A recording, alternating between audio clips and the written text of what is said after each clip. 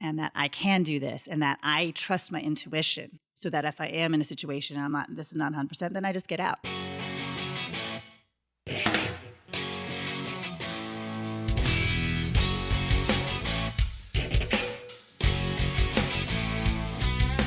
Today's episode features another installment of my Women in the Wild series. Join me as I chat about the experience of being a woman in landscape photography with some of my favorite photographer friends. I'm excited to share this conversation filled with our challenges, tips, and lots of laughter. Oh, and listen to the end to hear about an exciting new conference you do not want to miss. Now on to the episode. Let's go.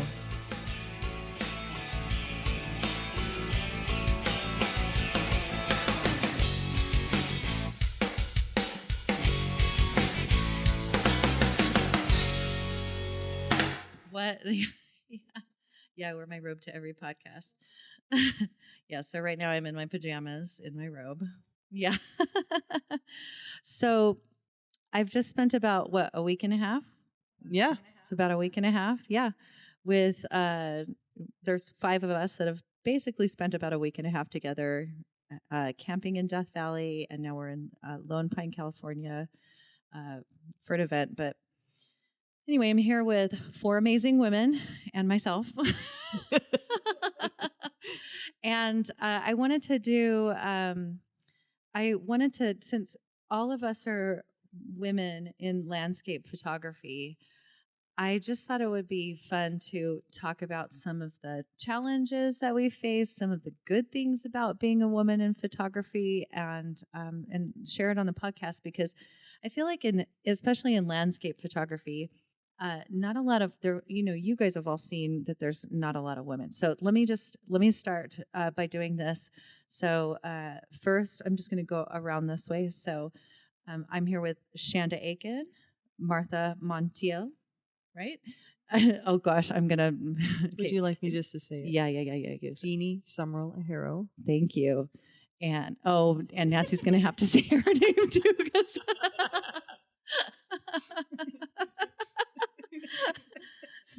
Nancy Kurokawa. Yeah, they're sisters, and that's a pair. But they are a fun pair. So thank you, ladies. Thank you for joining me. This is. I feel like this is a really special group. We've spent some time together in White Sands, New Mexico, and we're going to do it again this year. So yeah, it's going to be awesome.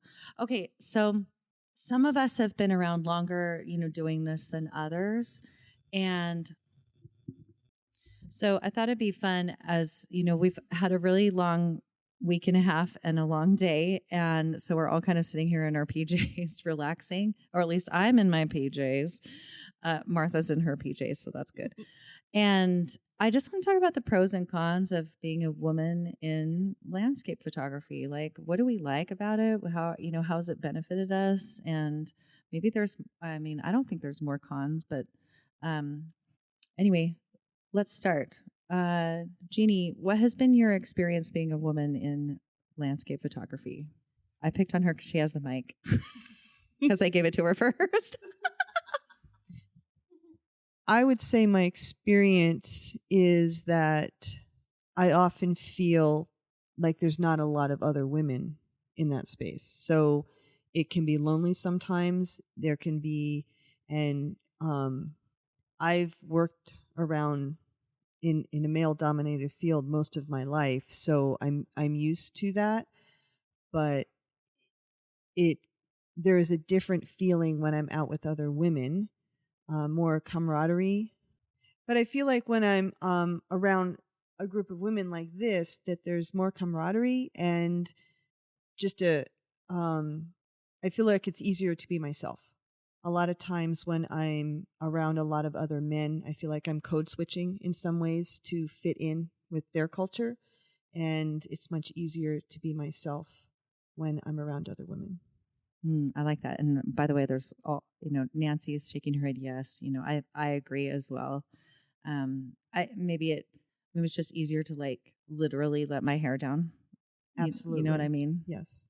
So I feel like not that I have to put on like pretenses around men, but No. it's just a little bit of a different thing. There's something about being with other women that just kind of allows you to relax a little bit more. Yes. Yeah. Absolutely. Yeah. How about you, Martha? What's been your experience? Are you going to give it to Shanda? Martha's trying to get out of answering the question. I have to think. Okay. I'll just go. Can I put it here? Yeah. Can you hear me? Yeah, Okay. totally. So I think, well, like Jeannie said, like it's more relaxing. Sometimes I do see that there's like a little bit of competitiveness, but at least with our group, it feels like we're kind of more. Delete that. Yes. Yes, ma'am. Cut. Yeah. Thanks, It's gonna be Jeannie. fun. It's gonna be fun. No, I think there's more opportunities for women just because it's such a small group of us that do focus on landscape or nature. There's more people or more women that do portraits or weddings. So the opportunities are there for us to grow and explore more, and then hopefully inspire other women to get out and do it with us too. Or like you don't have to be afraid to go out and shoot. Yeah, I know that you guys are, especially, so Shanda, Martha, and Jeannie are all working on something that's really amazing. We can talk. Can we talk about that at the end? Yes. Yeah, let's talk about that at the end. And just being able to have this kind of group to say, hey, you can do this. You can all get together. You can find women that like the same thing, that enjoy the same thing, and you can, go out together and or solo if you want to. Like, well, yeah.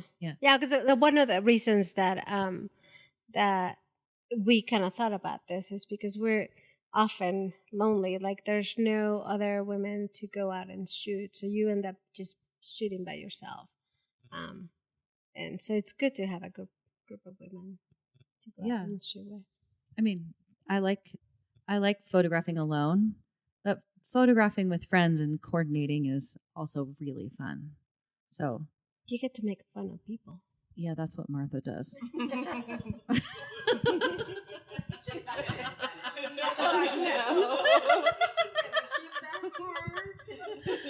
I'm leaving that in the podcast. Yeah, that's right. Yeah, Martha makes us laugh. We have a lot of fun together. I feel like there's a lot more laughter when it's a group of women than when we're out with men, for sure. Yeah, thanks for that, Jeannie. What's been your experience being Shanda, you've had all kinds of different experiences being a woman in landscape photography. But Shanda's been on the podcast before, but we always want to hear from you again. So my story is a little bit different because I grew up in a men's world. I have served in the military and even in jobs where it was 7% females. And for me, I've related easier with men and not with women. And so relating with women has been more difficult, but trusting women has been very difficult, especially since I have been around women who were very mean and jealous, and it's hurt my heart and it's scarred me. So trusting women has been a very difficult thing for me. So this is one of the first times in a really long time, if ever, I've had a group of women to connect with. So for me, it's been a scary ride. It's been something where I've been opening up, learning some about myself and connecting, with women, which has been very different for me. So that's been incredible. I will say, additionally, as far as photographing, when I moved back to Durango, and I thought, I would love to have women to shoot with because, especially as a married woman, I think there's an area that you could go in, or that you could get. I don't know what's the right word. Okay, back up.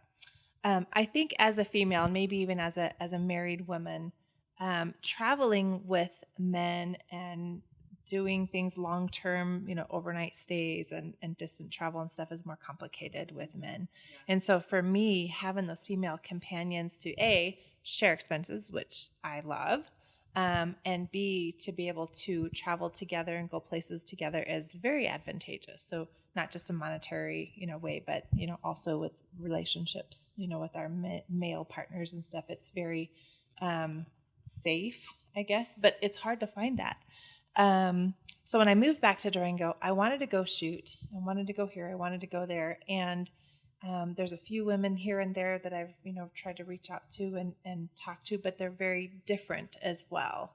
So, for example, some ladies like to shoot off the side of the road. Some are more adventurous. Some are more apt to going out on their own. And so I've been one that's more apt to go out on my own. I'm not afraid to go out on my own. I've been doing it all over the world for a long time. It's either I go by myself or I don't go. But I also realize that that's not as easy for everybody. And so I enjoy giving that confidence to women who are more worried and concerned about getting out. Like, think about the safety issues, think about, where you're going, but go do it. So I would love to inspire other women to go and adventure, go take pictures, think about how to do it safely, think about taking the little steps, facing your fears head on and challenging yourself to push through those fears. Yeah, we'll talk about safety. We'll talk about safety in a minute. Because I definitely, we've talked about this on this trip, and I think we should touch on that. So same to you, Nancy. Thank you, Shanda. Thanks for having me go last. They all said great things, and I think I'm going to reiterate it. But anyway. You can just take a little of what Jeanie, Shanda, and Martha have said, and, Well, I actually think pieces mix in. So I've also worked in a very male-dominated field, different from Jeanie's, and similar but different from Shanda's field. And even in that field when I was working there, I realized 10, 15 years in that I had changed myself to fit into that male-dominated world. And coming out of that, I want to be me, my authentic self, and not try to change who I am. So I think when I look at my time in landscape photography, I am more prone to be me, but also finding other women to shoot with and to go out with. It's, as you said, the level of camaraderie with, between us. It's amazing. And we go out and we'll all go our own little ways, right? Right. Yeah, totally. But we know we're there. And then later on we'll get together and we'll talk about the experience and we'll laugh. Martha will add some comedy. We'll cook delicious food. And that always happens. And Shanda, you're talking about relating to people. I have always found when my husband and I go out and we meet up with other couples, interestingly, I tend to have more in common with the men than the women. Interesting. That's interesting. I've done that to the point where the women don't include you. They don't want to, because I've been in a community or even a neighborhood where I could communicate with the males in the community, where the women stopped inviting me or stopped asking me to come around. It's just hard to relate sometimes. Yeah. To have those conversations, so it's difficult. Yeah.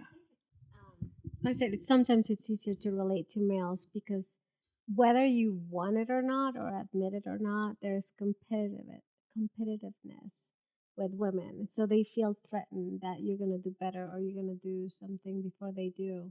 So, and the guys, they're nonchalant. They don't care. They're like, whatever. So you can kind of relate easier with them, knowing that you don't have to, or that they don't feel like you're threatened. They're not threatened by you. Maybe. I think for me sometimes it's just that common ground where I can have a conversation in common life experiences. Again, because my life experiences are from working in a male-dominated field. And I do think there are women who would love to go out and do landscape and go out by themselves, but as Shanda was saying, they're not 100% comfortable with that. And I will say even 4 or 5 years ago, I had to have that thought process myself. And it was the first time I really challenged, okay, what am I concerned about really? And I really thought it through and realized, oh, this is a bunch of BS society has fed to me. Right. And that I can do this and that I trust my intuition so that if I am in a situation and this is not 100%, then I just get out. but I know I can go into situations and I can read it correctly, and I can know whether I should stay or go. Right. I think it probably helps having some training in that field too, which Nancy does have. We'll just say that. I'll add a little bit to that, being her sister and watching this process that she's gone through. I feel like when we went to the Nightscapers conference and there were other women, there was a panel of women photographers talking about going out by themselves.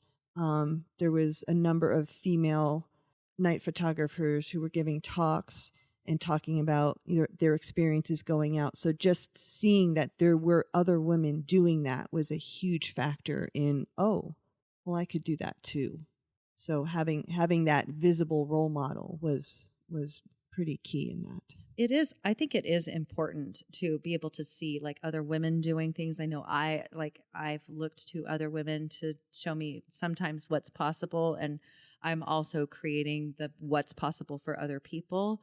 But like Nancy in particular, I think you've pushed yourself, and maybe a lot of us have pushed ourselves to kind of go outside of what we would normally do or what's comfortable. I mean, seriously, if we're walking around the wilderness with cameras, I mean, we're usually pushing ourselves a little bit more than, what the norm is. And I think that's sort of the norm for us now, right? Absolutely. Yeah, that's fun. Let's talk a little bit about, thank you, Nancy. Let's talk a little bit about safety, because we were talking about this in Death Valley, and Shanda said, I'm going to get a taser. But I think the reason I bring it up is because I think for a lot of women, and this is why we're saying you can go out alone, or why some women don't go out alone, is because they are afraid for their safety, right? And so I'm wondering what all of you have, like Nancy has said, you're using your intuition to kind of, judge the moment. What have you guys done to put those like safety precautions in place? Or tell me about like maybe some of your own processes for doing that. They're all looking at me like, what? So I go out by myself a lot, and I car camp. And so one of the things is I carry my Garmin. So I always have a way to send messages or know where I am. I have bear spray, and it's not for bears, but it's for like in case I need it for people. I sleep with it in my tent or in my car. I let my husband know where I'm going to be and what time to expect me to come back. I check with him like once a day just so he can like see that I'm okay. And then, follow your intuition. Like if you feel something's not right, then just turn around. Like it doesn't matter if you're going to miss a shot. I also like if people, some guys, I mean, they'll like, oh, go this or go that way, or are you here by yourself? Like, oh no, my friends are back there. I'm just ahead. So I never let anybody know that I'm by myself. Absolutely. And Martha has an incredible safety kit that she carries around. She'll have to tell you about some of the cool things that she actually has in her kit that she carries around in her car. So I want to hear about this. This is an emergency backpack that my husband put together. But we have like those military meals, like the dry ones. Oh, yeah. We have like a shovel for snow, battery charger, lights, a camera, an emergency blanket, like a foil blanket, a fire extinguisher, a whole bunch of stuff like that. So in case like something ever happened and I get stuck somewhere, I can survive. So it's a backpack that's always in the car. I'll have to think. I can't remember what else is in there. Dang, can we find out and put that in the show notes? All the things. Yeah. It's in the car. We'll take photos of that for y'all. Thanks for writing that out, Shanda. Yeah, that's awesome. That is important to not that you'll ever have to use it, but being prepared in that kind of way, just, really just in case, because you would really, even if you're not a woman, right? if anything happens, you get stranded, you have no cell service, you have to wait for people. You want to know, you really do want to be cautious of your surroundings. I mean, I'm driving through places and I'm like, it's totally deserted and I have no cell coverage. What happens if I break down here? Right. So I'm at minimum always carrying extra water and snacks and, like emergency blanket and stuff. Yeah, you need to be able to survive. I think there's a lot to be said for intuition. And I don't even think if you even have an inkling, it's not even worth it. Right. They're all shaking their heads. Yeah. Shanda's like, yes, turn around. And Nancy and Jeanie are like, don't. Do not ignore it. Do not ignore it. Right. Right. So Nancy just said, believe in yourself because your intuition is telling you something. I totally believe in that. Like I use my intuition for photographing. I also want to use my intuition for other things. Right. Yeah. Safety things. Right. So were you going to say something? I was going to add, as far as safety goes, what I do is I think about the situation and I think about the things that could go wrong. So some of us are fearful. We don't go because of a fear. So the fear could be that, what if we break down? Or what if we get lost? Or what if somebody does, approach our vehicle or tent or whatever? And then as I think through those things, I think, okay, well, this is what I would do. If I got a flat tire, I would change the tire. So I know how to change a tire. If I got stuck, this is what I would do. That's what I do. And it could be that you don't have service. So you might have to walk a little way. So you need to make sure that you have warm clothing.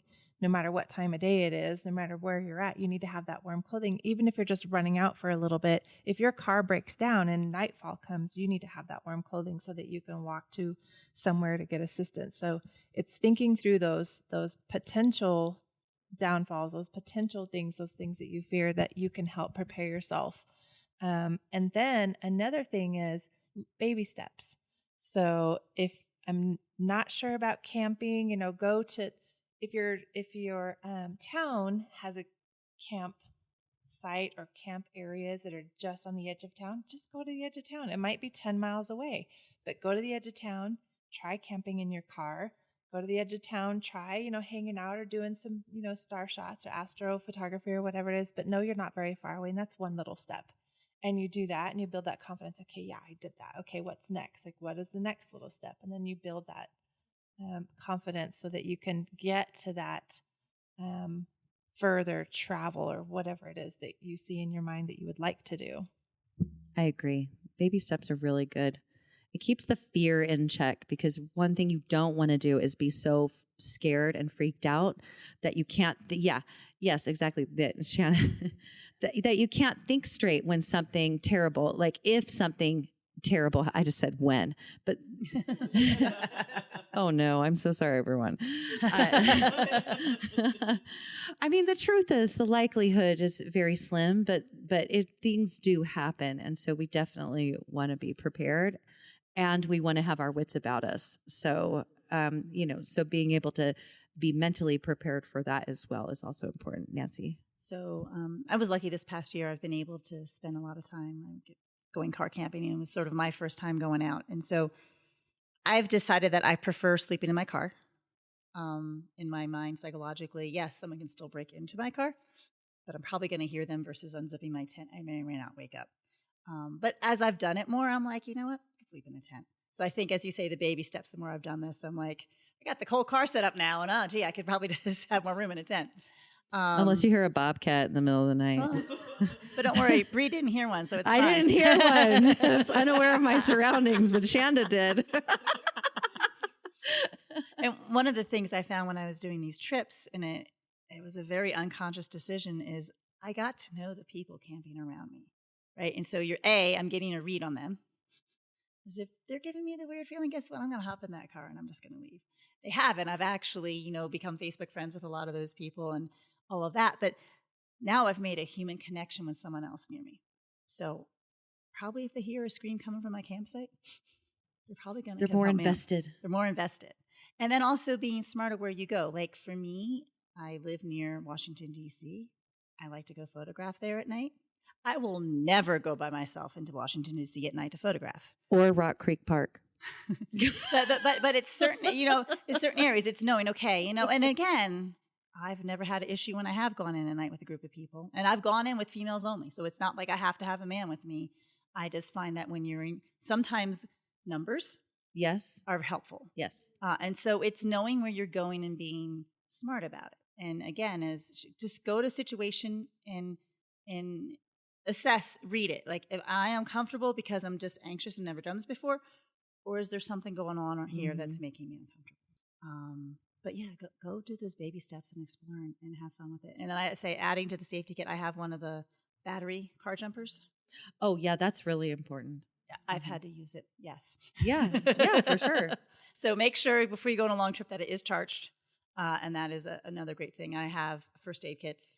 I have 2 of them in my car. I had to get 2 different ones from Amazon to cover the wide gamut, except for eyes. Nancy is prepared. But it's putting all that stuff together, and you have it. What do you put together that makes you feel better about going out? Right. Yeah.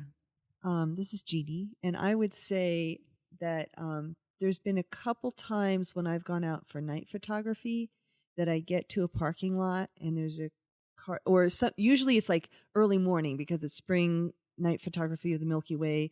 It's early morning and I get to a parking lot. There's already a car there and maybe it's running or there's somebody sitting in it and you're just like, this does not feel good. And I just don't stay because I don't know if they're waiting for a drug deal. I don't know why they're there. It just doesn't feel comfortable and it's just not worth, because they're going to watch me walk out, right? They're going to watch me get stuff out of my car, have a big backpack and start down the trail. And that's just not a safe situation to be in. Agreed. And the other thing I would say is I live in an area that has mountain lions and bears. Oh my. And when I go out for night photography, I always bring someone with me. Just because if I'm doing photography, I don't always have 360 situational awareness because I'm focusing on what I'm photographing. And so having someone else there is really helpful. And it's kind of a quiet activity. If you have someone with you, you're talking, you're making noise. Animals are less prone to approach you. Yeah. Do you bring somebody who's a slower runner? No, I bring somebody who is a runner and Bring I'm Martha, not. She has shorter legs. Don't bring me. I don't do the middle of the night thing. I'll be asleep and with zero situational awareness. I'll be like, Bobcat, what? Bear? Oh my gosh. I wouldn't be able to sleep. I think it'd be, yeah. Oh my goodness. What's funny is I will tent camp just about anywhere, but I will not put a tent in my backyard and sleep because I know the animals that go through that backyard. Oh my gosh. There is something to be said for being going to a familiar place and being, or at least familiarizing yourself with wherever you're going and what the dangers could be, or what are the potential hazards, right? Well, 100%. I'd never been at Death Valley, we went to the visitor center and I said, or even just the campground when we were checking in at the campground, I'm like, okay, what hazards do we need to be aware of? Are there any animals that are dangerous? That just so I know. Not because I'm afraid of it, but it just really helps to know what you're dealing with. Yeah, absolutely. What?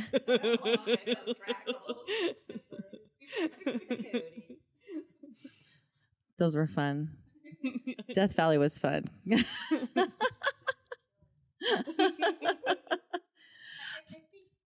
Yeah. Oh, wait, let me just say, and also if you go with, a group of women, you get to have a lot of fun too, so if you test, test the waters a little bit at a time, or you could just go for a week like we did all together last year and see if that works out. Just no baby steps, just jump in. Yeah. Oh my gosh. Yes. Right. Okay, Nancy, sorry. I guess the last thing I want to hit was safety. And we're talking about, like you talked about bear spray, we mentioned maybe you getting a taser.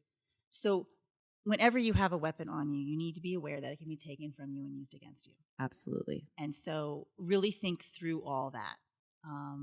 Some parks don't allow guns. So if you're thinking about that, you have to, Is it allowed in the area you're going to? Are you comfortable and confident in using it? Because if you can't pull that trigger, don't take it with you. Right. My husband asked me once, he was like, oh, I have this knife. Do you want to take it? I'm like, oh, heck no. Because the minute I pull it out, somebody's just going to take it from me. Like I'm like not trained. I'm like, no, I'm not trained with that. There's no way I'm going to like sleep with a knife. So love you, baby. Yeah. So, and like with bear spray though, you got to be aware of the wind when you spray some bear spray because it's going to blow back at you. And lastly, don't forget, your tripod can make an awesome weapon. Totally. And I think the most important is just to try to not get in those situations in the first place. Yeah. Right. But again, a lot of people sometimes think they're going to take a weapon to protect themselves. Right. But you have to know how to use it and be very confident that you are going to use it. Yes. And again, I don't ever want to get in a knife fight because then that person's way too close. Yeah. Yeah, I don't know. I would never have to be in that. Seriously, I hope I never have to be in that situation. So, let's talk about gear. The last thing I think, and we've talked about, throughout this conversation, we have talked about some pros and cons and stuff. And, someone asked, like, how do you as women carry all the gear? And I'm not saying we're not strong, but women typically have like smaller frames. This is a consideration. A lot of the, if I'm going out with men, they typically it's like not a problem for them to like just pick up, super heavy cameras. And, I know back when I was starting, I'm like, oh, if I want to have a really comfortable backpack, I need to be aware of that and get straps that like fit me. Right. And, like you want to be comfortable with the gear that you have and be cognizant of what you're carrying. I mean, that could also be a safety thing. If you're carrying too much, you're too tired, all that stuff. So how have you all managed it? Nancy, you went last time. So why don't you go first? Cause you're also holding the mic. Okay. Well, the biggest thing actually is this wonderful group of women here. The first time we were together, we all started sharing our backpack stories. Yeah. And Shanda had gotten a backpack where they actually make strap for women. Shimoda. Thanks, Shimoda. I have one too. And they actually make straps for women, some who, smaller chest or a larger chest. And so they actually took that into consideration. And so just that there's a company out there that's willing to do that and think through that women, have different body sizes. Now, it'd be great if we started actually having bags that everything that fits our bodies better. But I think that's a great step is finding the things, how do they fit? And then all of us talking to each other. Like you use the cotton carrier a lot. And then we were talking about, I don't like it as much as you do, partly in fit, partly. She's referencing Jeanie. Because they're sisters. So that's how it works. So honestly, I think I've learned the most about having bags and stuff that fit me correctly and help me as a woman carry is when I've met other women and we've had those conversations and we got to try out each other's equipment. Yeah, that is awesome. Totally. How many of us have bought new bags? 2 of us. Right. So Shanda said, how many of us have, purchased new bags since that time? And both Jeanie and Nancy have. So what I had was a regular Osprey backpack, and then I had gotten photo inserts that just happened to fit in there. But the Osprey backpack it only opened from the top because it was a regular backpack. And what I found when I was on the dunes was it was such a major pain to get into it that I was using the camera that I had out, and I wasn't taking the backpack off to change stuff because it was just too much hassle. And that told me this was not a good tool for me because it was preventing me from using all the different camera gear that I had with me. I was carrying it, I just wasn't using it. So that's a problem.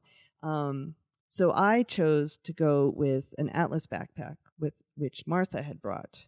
And one of the things that I liked about theirs when I did a lot of research was it just seemed very adaptable to different situations. And you can make it pretty small and make it a carry-on bag.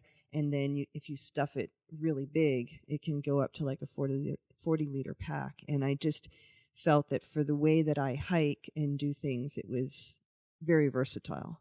And it's almost as comfortable as my Osprey, which I've never had a backpack that comfortable before.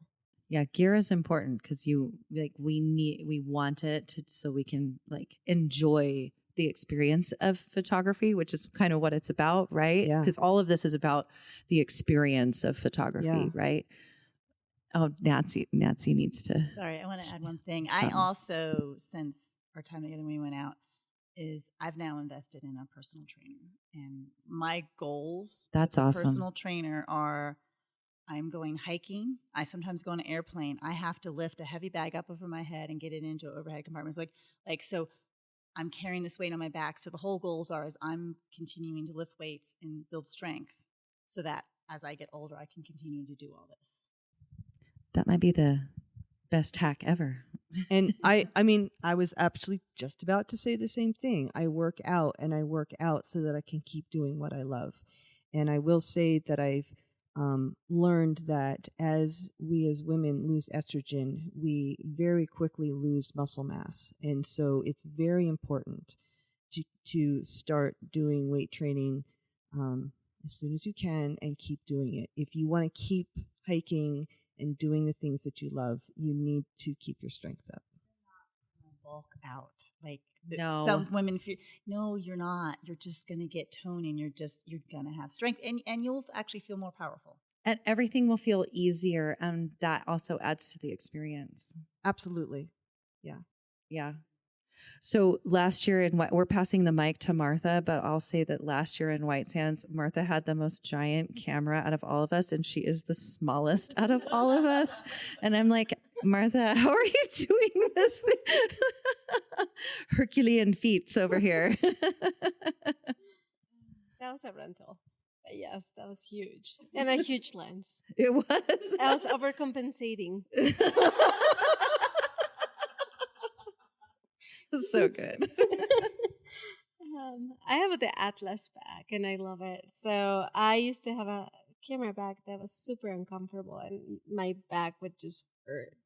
So when Maybe it's because you're carrying a giant camera. Yeah, that too. But and a heavy tripod. So I got this one and I bought it right away because it fit comfortable like around the waist. You were able to hook it up here, and it was not like they had extenders if you have like a larger chest. So it was pretty comfortable to carry all your stuff, and it's just super accessible. So I love that pack. Bender was telling me that she has a clip. I think it's the Peak Design clip. So that's my next thing that I'm gonna get, so I can carry my camera here and have it accessible.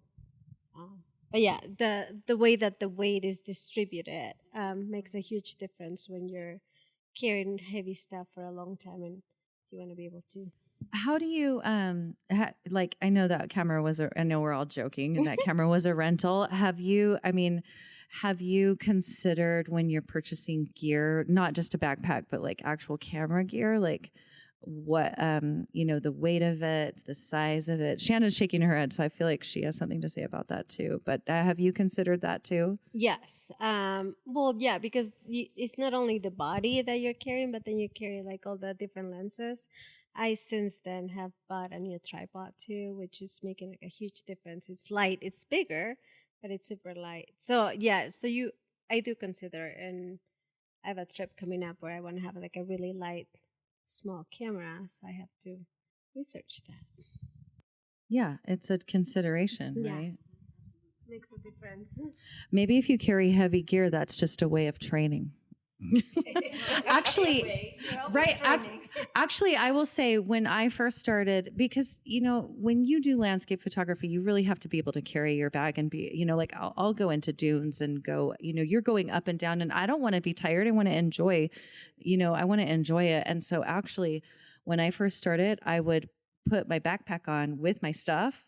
And sometimes I wouldn't even photograph. I would just be out walking with my gear on because I had to get used to how it felt and how heavy it was. And I have I have gained a lot of muscle just from, just some of that. Also lifting suitcases above your head to go in overhead compartments helps. My rule is if you if I can't carry it, I can't bring it. So yeah, right, Shanda. Yeah, Shanda has a lot to say about this. I feel like no, I'm just kidding.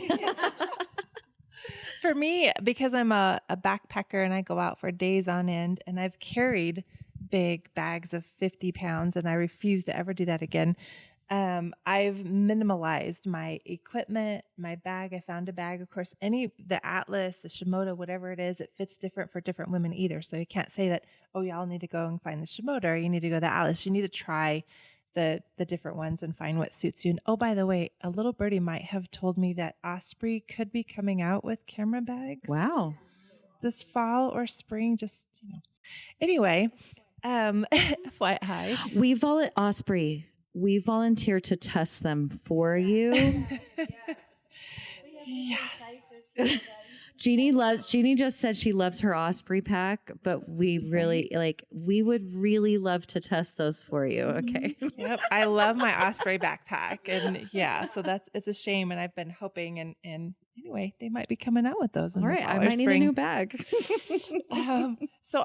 For me, my tripod is super lightweight. It was more expensive. And it took me a long time to save that up. So I'm not saying you could run out and buy that really lightweight, expensive tripod, because it took me probably 12 years to buy that expensive one. But for me, it's lighter. It lessens the whole load. I take 3 lenses. That's it. I know exactly what filters, exactly what lenses, and I don't take any other, extra stuff except for maybe some safety stuff. So I've really narrowed down my bag and what I carry. So just the weight alone. Yeah, because when you're carrying a liter or 2 of water, which Yep. you should be carrying a liter of water with you. Well, speaking of safety and, you should always be carrying a little snack with you just in case, and at least some water. That's heavy. It gets heavy. It does. Every little bit adds up. Yeah, it does. Yeah. Even remotes.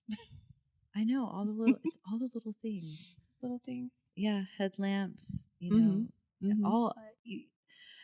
I didn't really know when I got into landscape photography that there would be all the equipment. I thought, I just get a camera and you just go photograph, but you need, you don't have to have it, because there are people who don't photograph with a tripod, but I really like my tripod. I like, using it and being careful with it and, spending some time, and, then I don't have to be holding it all the time. But anyway, there is a lot of gear to consider.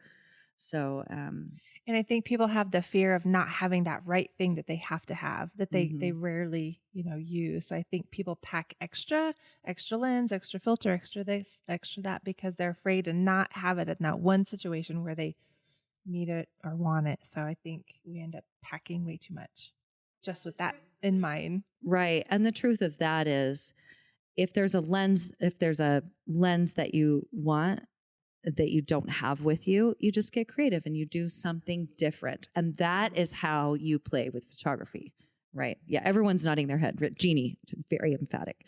All right, Nancy. Brie, there's one thing we didn't talk about that I think we need to bring up. Okay, great. I'm in. And actually, you introduced me to this one tool. Oh, yes. Yes, we need to talk about this. So as women, you're out in the wilderness. Well, no, I think it's really important to have this conversation. I think so too. We'll end here because this will be a fun ending. But as women out in the wilderness, let's talk about having to go to the bathroom. I think that is a big difference between a male and a female. Is there? No, you gotta go. And so there are tools out there for women that we can use where we don't have to bear all to the world. That's such a nice way to put it. And so anyway, I will say, Brie turned me on to the tool called a P-Style. That's right. And we love it. It changes our lives. The funny, it's so funny that you mentioned this, Nancy, because I think that there are things that make the experience more comfortable. And I find when I carry that with me that I don't have to worry about like really where I'm going to the bathroom because I'm not pulling down all my pants. And I actually drink more, which keeps me hydrated, which is a safety thing. So, and nor are you holding your urine, which can then lead to bladder infections and all of that stuff. So I know it's kind of one of those like, oh, don't talk about it. But anyway, I will put a link in the description if you want to check it out. It really is the best thing. It's better than a funnel. Anyway, or you can just message me and we could talk about it because it literally is one of my favorite things. So, oh yeah. Okay. So yes, yes, that is this.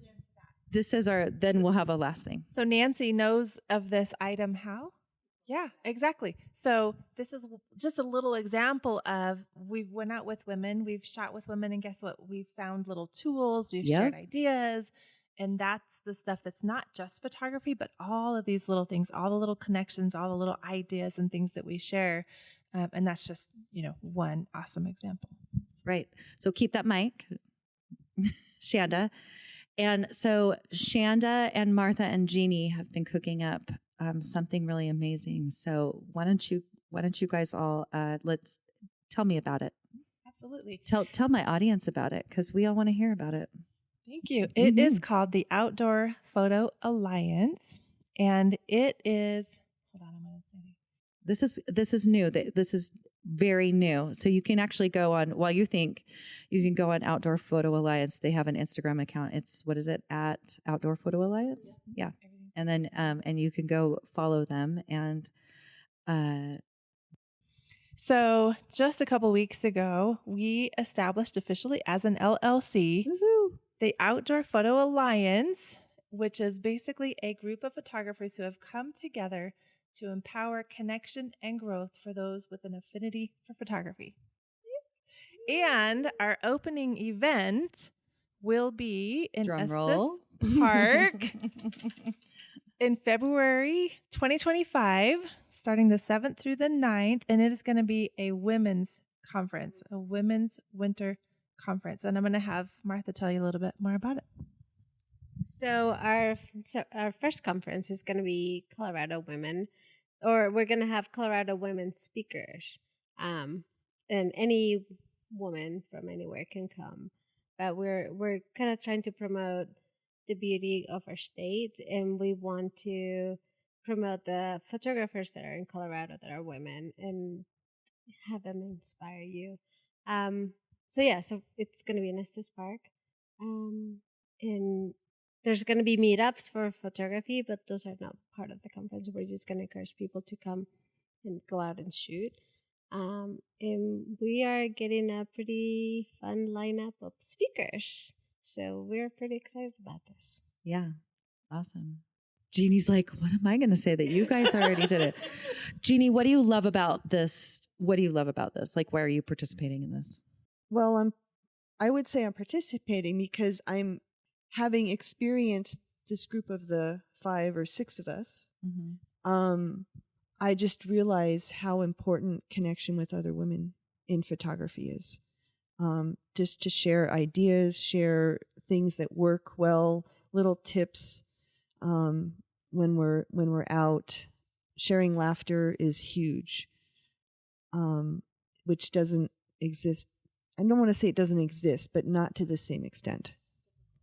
Yeah. For sure. We just end up having a lot more fun.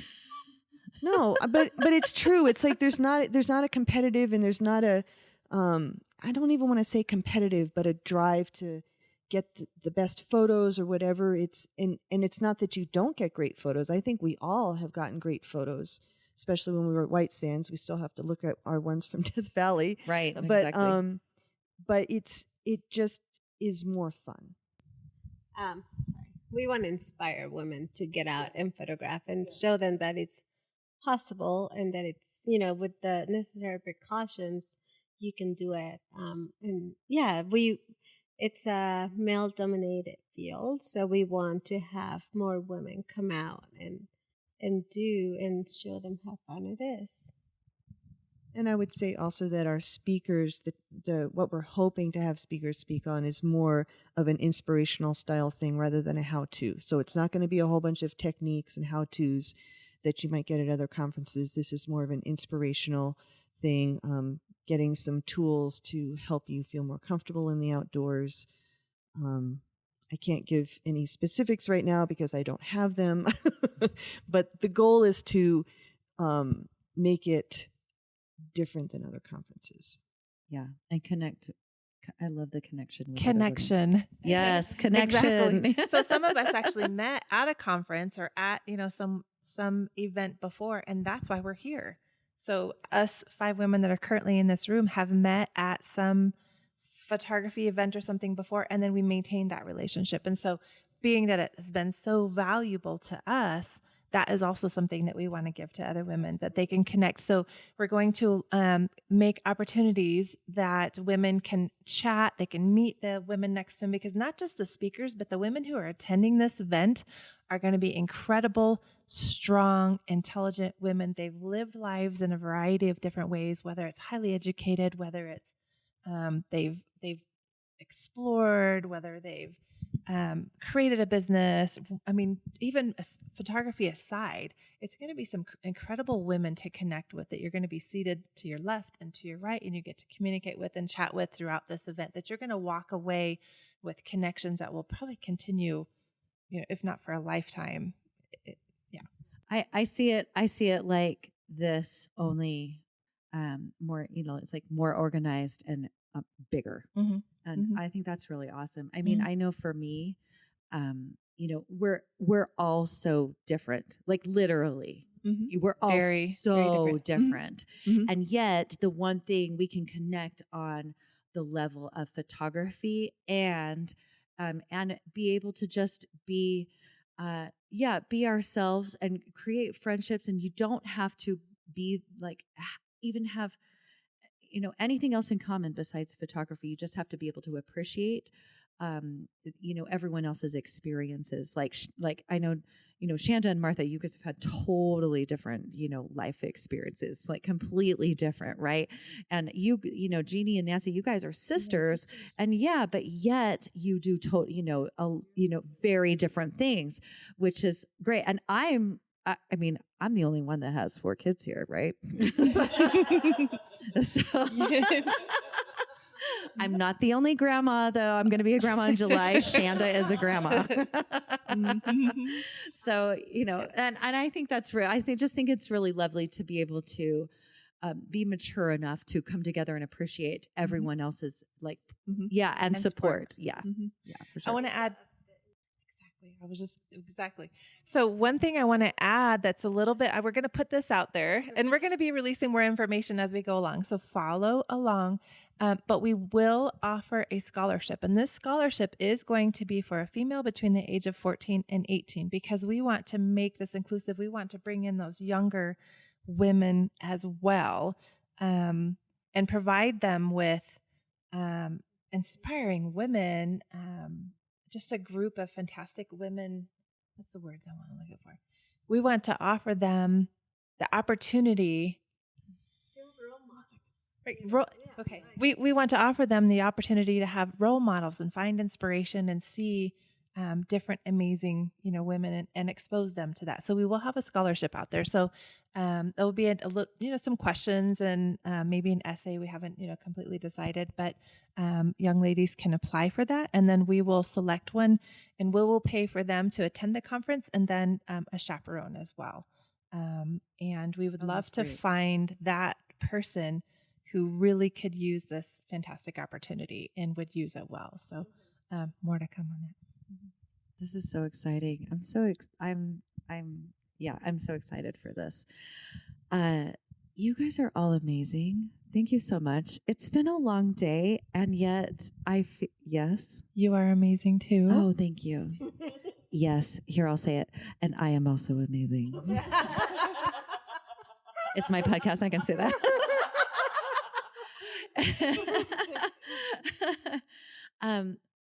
I just think it's important to, here's what I was saying is we're all tired, And yet I feel like this conversation flowed really naturally because we love this. Like this is something, being able to talk as women and just share all of this together is really comfortable. And so everyone, any woman that's listening, I hope that you can go and find, connect with other women and find those people that you can share these experiences with. So I think, everyone here is like, everyone's nodding their heads. Yes. So in any different ways that you, that you can. I think one thing I want to add is this week and a half that we've just spent together. It completely fills my soul, feeds me in such a healthy, happy way that the rest of my life doesn't. And that's okay. And the fact that we can get these breaks in these windows and we come together, and it's not just the photography, it's been the laughter. And that we all have been our authentic selves. Right. And we can sometimes make fun of each other. Meaning Martha makes fun of everybody. That's really what she means. But again, it's this is the second time we've gotten together, and we're blessed to be able to get together one more time this year.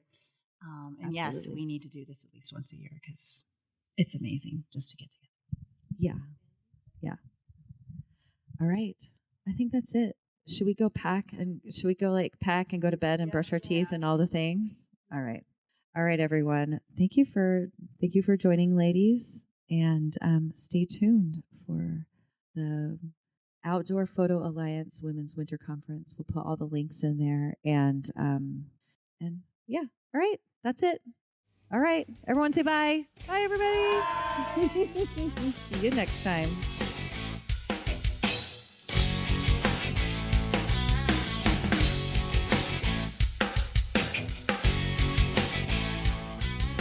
Come with me on my next adventure.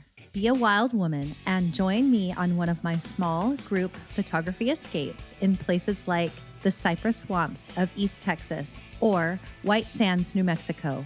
Go to wildwomanphotography.com for all the details. While you're there, you can check out featured wild women, episode transcripts, and more. Oh, and I'd love for you to support this podcast and all these incredible wild women in photography by leaving a review or sharing with a friend. Thank you so much for listening.